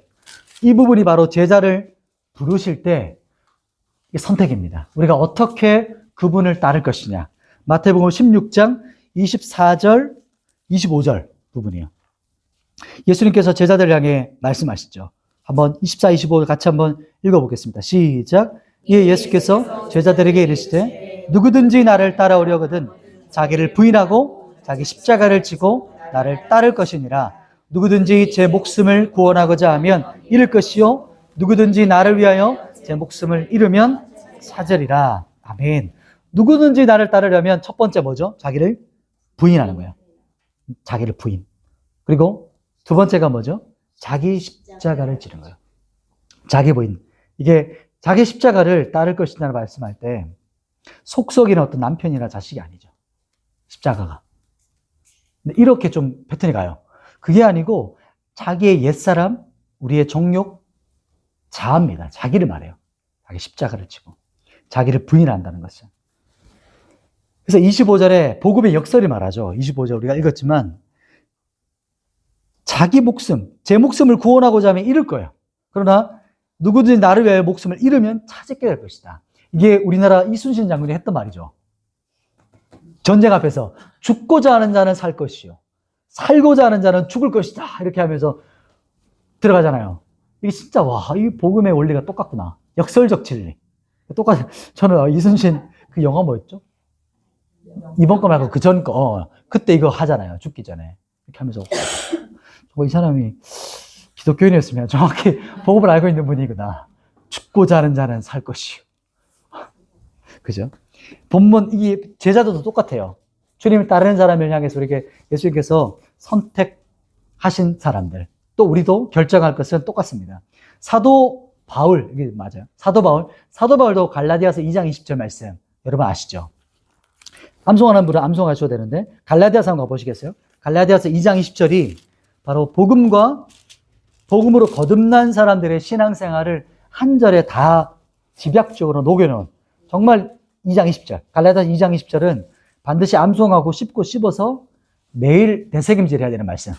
이 말씀 한번 선포하면서 제자라는 게 뭔지 한번 같이 가보시죠. 2장 20절 선포합니다. 시작. 내가 그리스도와 함께 십자가에 못 박혔나니 그런즉 이제는 내가 사는 것이 아니요 오직 내 안에 그리스도께서 사시는 것이라. 이제 내가 사는 것은 나를 사랑하사 나를 위하여 자기 자신을 버리신 하나님의 아들을 믿는 믿음 안에서 사는 것이라. 아멘. 지금 나에게 주어진 그리스도를 따라가는 거, 나는 이미 십자가 죽었습니다. 과거 완료예요. 나는 죽었고 나는 없어요. 내 인생은 없어요. 그러나 이제 내가 살아가는 것은 내 안에 살아계신 그리스도가 나를 통치하시며 살아가는 믿음의 삶입니다. 이것을 말해요. 이미 완료됐고요. 그리고 시작됐어요. 믿음이. 이 두 가지를 전체를 말하는 거예요. 그래서 예수님께서 말씀하신 교회의 기초석, 고보죽살. 예수님께서 궁극적으로 오신 이유, 고보죽살. 그리고 사탄의 도구가 아니라 우리가 하나님의 도구로 살아가야 되는 경각심을 말하는 게 이 말씀이에요. 그래서 주님을 따르는 길은 성공의 길, 높아지는 길이 아니라 내가 죽었다는 것을 인정하고 깨닫고 믿음으로 수납하고 나는 이제 없고 그리스도만 높아지는 길. 그리스도가 내 안에 통치하고 드러나시는 길이 바로 믿음의 길, 십자가의 길, 제자의 길이다. 이렇게 우리가 베드로 이 부분을 보면서 우리가 볼 수 있는 부분인 거죠. 자, 이제 마지막 부분을 가보겠습니다. 마지막 이제 초막절이거든요. 요한복음 7장입니다. 7번째 이제 초막절의 성취를 볼게요. 요한복음 7장. 요한복음 7장은 너무 드라마틱하면서도 너무 좋은 말씀, 강력한 말씀이 이 안에 있습니다. 이제 초막절의 성취를 선포하는 예수님이 나와요. 그리고 요한복음은요, 물에 대한 상징이 있어요. 물. 그래서 물에 대한 상징성이 요한복음 전체가 쭉 가고 있습니다. 표징이라고 했잖아요. 표징. 우리나라 말로 번역할 때 표적, 그리고 표징 이렇게 번역하거든요. 즉, 사인이라는 말이에요. 사인. 뭔가를 사인한다는 것은 그 뒤에 의미가 있다는 것을 한번 설명했죠. 그래서 이 초막절, 본질이 뒤에 있고 본질 뒷것을 가리키는, 뒤에 있는 걸 가리키는 표지판을 말한다는 것입니다. 그래서 예수님께서 요한복음에 나온 모든 표적들은 예수님이 어떤 분이신가를 가리킨다는 거예요. 궁극적인 이유가. 초막절은요, 혹 요거 오늘 처음이신 분이 계시니까 잠깐 설명하면, 유대인의 절기가 있죠. 너무 잘 아실 거예요. 다 아실 텐데 잠깐 한번 볼까요? 유대인의 3대 절기, 제일 큰 절기가 있죠. 어떤 절기죠? 그렇죠. 유월절입니다. 자, 그래서 유월절이 있어요. 유월절 절기가 있고요. 그리고 그 다음에 이게 연결돼서 이게 뭐냐면 무교절이죠. 유월절 어린 양이시고, 그 다음에 50일 뒤에 뭐가 있죠? 그렇죠. 오순절이에요. 오순절이라고 하는 이게 77절. 이게 바로 그 안식일이 7번 지나갔다. 77에 49, 그 다음 날 50일. 오순 되는 날이고요. 그래서 이날 이렇게 있고, 그 다음 또 절기가 어떤 절기죠? 그렇죠. 장막절이라고도 하고 초막절. 우리나라 말이 이제 여러 가지 이렇게 해석하죠. 초막, 장막을 치는 절기. 자, 그러면 이게 성취가 됐어요. 성취가. 6월절은 언제 첫 시작됐죠? 출애굽 때죠. 출애굽. 출애굽 때 어떤 일이었죠? 장자의 죽음이었어요. 장자의 죽음. 장자가 대신해서 죽임당했어요. 좌우문설주에 피를 발라서 6월, 피를 넘어간다. 피를 보고 넘어간다는 뜻이었어요. 이것은 언제 성취됐죠? 예수님께서 십자가에 죽으시는 날. 예수님께서 십자가 죽으시는 날. 십자가 죽은 날이 6월절이었어요. 그래서 요한복음이 이 날을 강조하는 거예요. 6월절에 성취됐습니다. 그죠? 6월절 성취됐어요. 오순절은 언제 일어났죠?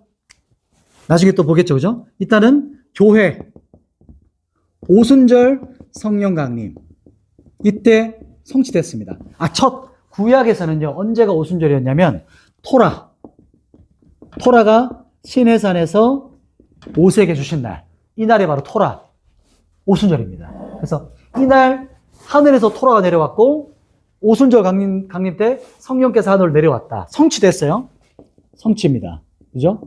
성취. 장막절은요? 성취됐을까요? 아직 아니에요. 왜냐하면 이 장막절은 어떤 절기냐면 출애굽하고 광야에서 하나님하고 같이 동행했던 시간이에요. 그래서 장막에 거했다. 지금도 정통 유대인들은 집이 이렇게 우리처럼 이렇게 각지지 않아서 지붕이 이렇게 편편해요. 그리고 지붕도 심지어 위에 올라갈 수가 있어요. 그래서 어떤 사람들은 지붕 위에다가 텐트를 쳐요, 장막절에. 그래서 집에 안 살고 일주일 동안 그 위에 장막에 살아요. 일주일 동안. 혹은 컨테이너 박스라든지 바깥 공간에다가 장막을 쳐놓고 거기서 지냅니다. 이게 초막절, 장막절 때 일이거든요. 지금도 그렇게 지내더라고요. 그게 7월 14일부터 7일 동안, 7월 22일 제가 기억하기로는 그렇게 진행을 해요. 초막절 전에 시간이 많이 가지만 짧게만 할게요. 대속죄일이 있고요. 대속죄일 전에 나팔절이 있습니다. 나팔절은 어떤 날일까요? 이제 불어요. 왜 부를까요? 이 날이 새해라는 거예요. 새해. 그래서 나팔절. 원래 유대력으로 10월 3일. 오늘 며칠이죠? 5일인가요? 10월 3일이 나팔절이었어요. 원래. 2024년 10월 3일. 우리 개천전 날. 이날 나팔절. 이제 새롭게 아담을 창조하신 날. 이렇게 봐요, 유대인들은. 그래서 유대력으로 이 나팔절이 있고, 지금 아직 성취되지 않은 3대 절기 중에 한 가지가 초막절, 장막절입니다. 다 성취됐죠? 그럼 이 절기는 뭘까요? 이건 초림절기입니다. 이 앞에 거는 성취된 절기들은 초림절기. 그리고 이 뒷부분은요, 재림절기예요. 재림절기. 주님 다시 오실 때 이루어질 절기들입니다. 그래서 이것은 마지막 주님 오시면 장막절의 상징은 혼인잔치거든요. 장막. 그래서 정통 유대인들은 장막 쳐놓고 그 안에 들어가서 혼인을 해요. 사진 찾아보시면 그렇게 혼인하는 데가 있어요. 그런 것처럼 유대인들은 마지막 이 장막절은 혼인잔치. 재림 때 주님과 다시 어린 양의 혼인잔치를 상징하죠. 그래서 요한계시록에 혼인잔치가 나온 이유가 바로 그거예요. 그래서 곧 이제 성취될 절기. 그게 바로 장막절입니다. 마지막 하나. 자, 그래서 가보면 오늘 본문은 이제 이 장막절에 일어난 절기예요. 근데 그 당시에 장막절을 지킬 때 제일 마지막 큰 날, 7장에 보시면 37절 보시면 명절 끝날 이렇게 나오죠. 명절 끝날 곧 큰 날에 이렇게 말하잖아요. 이 날에 가장 중요한 의식이 있었어요. 왜냐하면 실로암에서 7번 물을 길어 와가지고요. 이 물을 순간에 쏟아붓는 순간에 지금 오늘 본문이 시작된 거예요. 요한복음 7장 37절과 38절을 예수님께서 팍 외쳤어요. 상상해 보세요. 가장 중요한 명절의 가장 중요한 날. 그날이 큰 날이었거든요. 그날에 예수님께서 선포하시는 장면. 우리 37절과 요한복음 7장 37, 38절을 같이 한번 읽어볼게요. 시작. 명절 끝날 곧 큰 날에 내게로 와서 마시라. 나를 믿는 자는 성령의 이름과 같이 그 입에서 생수의 강이 흘러나오리라 하시니 아멘. 상상해 보세요. 그 현장에 우리 같이 가보는 겁니다. 그 현장에 많은 사람들이 이 막 의식을 지키고 있고, 그리고 이걸 주도하는 종교인들이 있었겠죠. 그래서 마지막 의식을 대제사장이 이 실로암 못에서 떠왔던 물을 딱 부으려는 그 순간에 예수님께서 서서 외쳐, 그러니까 엄청 큰 소리로 외쳤단 거예요.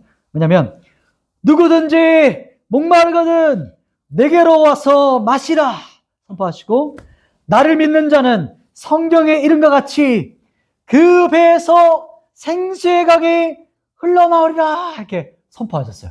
그러니까 순간적으로 사람들이 그걸 보다가, 이 의식을 보다가 갑자기 누군가 소리쳐 외치는데 탁 주목해서 맞겠죠. 그 부분인 거예요, 지금.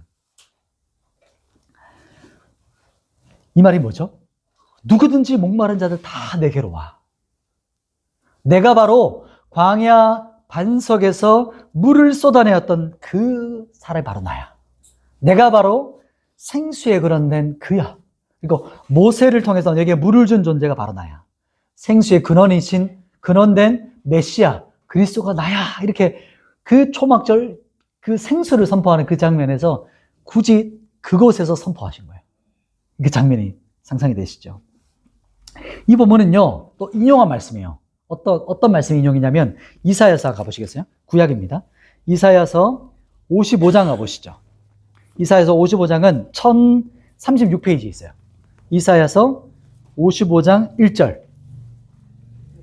이 말씀이 바로 초막절 때 인용되어 선포됐던 거야. 이사야서 말씀이. 이사야서 55장 1절 찾으셨죠? 같이 한번 읽어보십시다. 시작. 오라 너희 모든 목마른 자들아 물로 나오라. 돈 없는 자도 오라. 너희는 와서 사 먹되 돈 없이 값 없이 와서 포도주와 젖을 사라. 아멘. 예수님께서 이 말씀을 통해 장막절의 진정한 성취가 일어났다는 걸 말하는 거예요. 장막절이 나를 통해 성취됐다 이렇게 선포하시는 거예요. 지금 내가 온 것은 장막절의 진짜 성취가 일어나고 있는 거야. 생수에 근원된 자신, 생수에 근원된 나의 앞으로 나오라. 이렇게 이 이사야 말씀이 나를 향한 말씀이야 라고 알려주시는 거죠. 누가 그분 앞에 나올까요? 55장 1절에 뭐라고 하죠? 목마른 자, 영혼이 갈급한 사람, 갈망, 목마름이 있는 자들이 주님 앞에 나오게 돼요. 생수 안으로 나와요. 그리고요, 생수를 맛본 사람들이, 그 해갈을 맛본 사람들이 계속해서 그 생수를 맛보기 원해요. 이게 참 복음의 진리이면서 아이러니컬한 역설적 진리죠. 맛본 사람이 알아요. 그리고 나서 뭐라고 하냐면요, 요한복음에서는 그렇게 말하죠. 그 배에서 어떻게 하죠? 생수가 흘러나오리라. 그 배에서. 그 배. 배는 어떤 걸 상징하냐면, 유대인들에게 배는 우리 가장 깊은 곳을 말해요. 우리는 가슴이잖아요. 이게 서양적 사고잖아요. 서양적인. 우리 마음은 여기 있다 생각하는데, 그러나 유대인들의 사고는 여기. 장자. 이 장이 끊어질 줄로 애통했다. 그러면 가장 깊은 곳이 여기 있다고 생각하는 거예요. 자궁 상징하는 여기. 그래서 우리의 배에 성령께서 거주하신다라는 믿음을 가지고 있었던 거예요. 꼭 그렇지는 않겠죠. 그럼 배가 없으면 성령 아닐 수 없으니까. 그러니까 뭐 어떤 장기나 이런 게 아니에요. 성령께서 계시는 거는. 우린 전인격은 다 하나로 연합되어 있는 거예요. 아무튼 그래도 히브리 사고로 봤을 때는 여기 배가 우리의 가장 깊은 곳. 그래서 우리 가장 깊은 곳에서 뭐가 나오는 거죠? 생수가 나오는 거예요. 가장 깊은 곳에 누가 계실까요? 성령 하나님께서 거하시는 거예요. 그래서 성령께서 우리 안에 거하시면서 우리 안에 생수가 나오게 하시는 그 샘의 근원이 바로 우리 배. 성령께서 계실 때. 성령께서 우리 배에 계시다는 것을 말하는 거예요. 그래서 믿음으로 나오는 자, 갈급한 사람, 생수와 포도주를 맛보게 될 것이고, 그들은 그 생수를 맛봄을 통해서, 그리고 그 안에서 생수가 계속해서 터져나올 것이다. 이렇게 말씀하세요. 여기서 또 한 걸음 더 나가 볼게요. 목마른 자를 부르시는 장면이 나와요. 그 부분이 또 어디서 부르시냐면 십자가상에서 부르세요. 예수님께서 십자가에 달리셨을 때 요한복음 19장 가보시겠어요?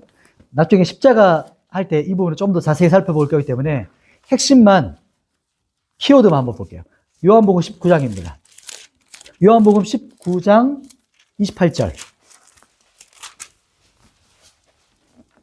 요한복음 19장 28절에 예수님께서 십자가에 달리셔서 모든 일이 이미 이루어진 줄 아시고 이렇게 말하죠. 그리고 성경을 어떻게 한다고요? 응하게 하시려고. 성경을 성취하시기 위해서 뭐라고 말씀하시죠? 내가 목마르다. 이렇게 말씀하세요. 예수님은 어떤 분이시죠? 생수의 근원이시잖아요. 이게 무슨 역설인가요? 요한이 자주 사용하는 기법이에요. 역설적인 거, 상징적인 거. 아니, 생수의 근원이신 분이 지금 목이 마르시대요. 생수를 주시는 분이 목이 마르세요. 그것을 여기서 말하는 거예요. 그리고 역설적 진리를 말하죠. 내가 목마르다 라고 하시면서 마지막 선포 30절 보시겠어요? 예수님께서 신포도주를 받으신 후에 마시지 않으세요. 이게 딱 입술에 된 거예요. 그리고 뭐라고 선포하시죠? 다 이루었다. 테테르스타이라고 선포하시고, 근데 이 테테르스타이는 헬라어거든요. 예수님은 십자가상에서 아마 아람어, 히브리어라고 선포하셨을 거예요. 그게 바로 이게 그 말이 신부를 찾으시는 거였어요. 처녀. 다 이루었단 말이 똑같은 말이지만 우리는 뜻이 두 개인 게 있잖아요. 그런 히브리어가 있어요. 그게 성취했다, 처녀, 그리고 뭐 그런 의미를 가지고 있어요. 이중적 의미를 가지고 있어요. 나중에 그때 살펴볼게요. 그래서 예수님은 십자가상에서 지금 그 뒤에 보시면 죽었는지를 확인하기 위해서 34절에 군인이 옆구리를 찌르거든요. 그때 뭐가 나왔죠? 피와 물이 흘러나와요. 피와 물이 나왔어요. 여기서 말하는 거죠. 목마른 자들에게 자신의 피와 물을 쏟아주시는 거예요. 마지막 남은 걸 다 쏟아서 부어주셨어요. 그리고 그 십자가상에서 그분은 모든 목마른 자들을 목마른 자들을 다 부르시고 내가 생수의 그런 것을 선포하시고 다 이루었다. 그리고 마지막 남은 피, 물을 다 쏟아 놓으셨어요. 그 피와 물을. 그리고 오병이어 사건에 제자들이 어려웠던 말씀. 내 살과 피를 마시는 자. 그게 바로 내 살과 피를 마시는 것, 그게 진짜 참된 음료다라고 말씀하시면서 여기서 그 말씀이 또 같이 가는 거예요. 요한은 이게 뭔가 좀 간단한 것 같은데 처음부터 끝까지 다 연결되어 있어요. 이렇게. 그리고 상징이 처음부터 시작되는 물, 포도주부터 요한계시록에 있는 것까지 다 연결되어 있고 이 모든 성경의 모든 것들이 짧은 단어들, 어떤 기법들 안에 정말 깊은 것이 이 안에 다 있어요. 요한복음이. 그래서 단순하게 알 수도 있지만 알면 알수록 깊어지는 성경이 요한복음이에요. 결론 지으면 요한복음 사건도 장막절도 궁극적으로 이 모든 것이 십자가에서 지금 이루어질 것을 말씀하고 있는 겁니다. 이제 말씀을 우리 한번 정리할게요. 오늘 엄청 길고 중요한 것들 많이 했어요. 오늘 선택시대였거든요. 제자를 선택하는 거. 그리고 우리의 선택을 기다리시는 거. 물으시는 거. 첫 번째가 제자를 부르셨을 때 안드레가 베드로를 부를 때, 또 빌립이 나다니엘을 부를 때 설명 없었어요. 와서 봐. Come and see. 와서 보라 했더니 와서 봤더니 바로 알아야 다. 모두가 다 알아요. 그거였죠. 그리고 마태를 부르실 때 주권적인 주님의 선택. 이것은 우리의 상식을 뛰어넘는 하나님 나라의 사고방식들. 낮은 자를 불러 높은 자, 강한 자를 부끄럽게 하시는 하나님의 손길을 봤어요. 두 번째는 베데스다 38년 된 병자. 그 세상에서 봤을 때 은혜, 자비가 넘치는 건데 전혀 그렇지 않은 거예요. 마른 자비인데 가장 자비가 없는 것. 그것이 바로 여기서. 그래서 우리가 지금 우리 하나님의 집인 가장 치열한 야국강식의 현장이 아닌가. 이 말씀을 통해서 우리가 지금 어떤가. 이것을 말하는 것이고요. 그리고 혈루증 여인을 보면서 야이로의 딸을 같이 보면서 이 말씀을 우리가 봤어요. 그리고 다섯 번째가 오병이어의 진정한 의미가 뭔가. 표적은 그 뒤에 강론, 말씀. 그게 진짜 의미였죠. 그리고 나서 여섯 번째 봤던 게 베드로의 신앙 고백 위에 교회가 이제 시작되는 거. 신앙 고백. 예수께서 십자가에 죽으실 메시아 비밀절, 고보 죽사를 이제 알려주시죠. 마지막 일곱 번째 초막절이 성취되는 것을 우리가 봤습니다. 오늘 이제 선택시대를 마무리하면서 모든 것의 이제 결국에는 초점과 정점은 결론은 어디를 가르쳤죠? 십자가. 그리고 십자가 죽임 당하시는 예수 그리스도를 가리켜요. 그리고 그분을 더 얻는 것. 지금 우리에게 열려있는, 지금 우리에게 목마른 자에게 열려있고 주어지고 있는 생수. 그게 지금 우리의 선택 앞에 있는 거예요. 그리고 그 생수를 마신 사람은 더 마시기 원하고 그 영혼의 해갈을 맛본 사람들은 더욱더 깊은 것을 원하고 나와요. 그래서 지금 우리의 오늘 선택 시대인 것처럼 우리의 선택, 우리의 결정, 우리의 결론은 바로 예수 그리스도시다. 이것을 기억했으면 좋겠습니다. 제가 기도하고 마무리하겠습니다. 하나님 아버지, 오늘 선택 시대를 보면서 제자를 부르셨을 때, 또 주님의 제자들이 주님 앞에 믿음으로 나아갈 때 그 모습을 보면서 지금 나를 돌아봅니다. 내가 주님을 따른다고 하면서도 때로 넘어지고 자꾸 곁길로 돌아가고 갈릴리로 돌아갔던 제자들처럼 자꾸만 일상으로 내 삶으로 돌아가려는 우리의 습성들 주님 불쌍히 여기시고 성령 충만함을 통해 다시 이제 돌아가지 않고 뒤돌아서지 않고 그리스도를 따라감을 통해 주님의 진짜 제자가 되도록 주님 붙잡아 주시옵소서. 많은 이야기를 나누고 강의들, 메시지를 나눴습니다. 이 말씀이 지식이 아니라 죽이는 육의 말씀이 아니라 영의 진리의 말씀, 살리는 말씀, 깨우는 말씀, 우리가 실천으로 나아가서 주님 앞에 순복하는 말씀, 진짜 생수가 되어서 우리를 살려주시고 주님 다시 한번 거듭나게 하시고 충만하게 하여 주시옵소서. 예수님의 이름으로 기도드립니다. 아멘.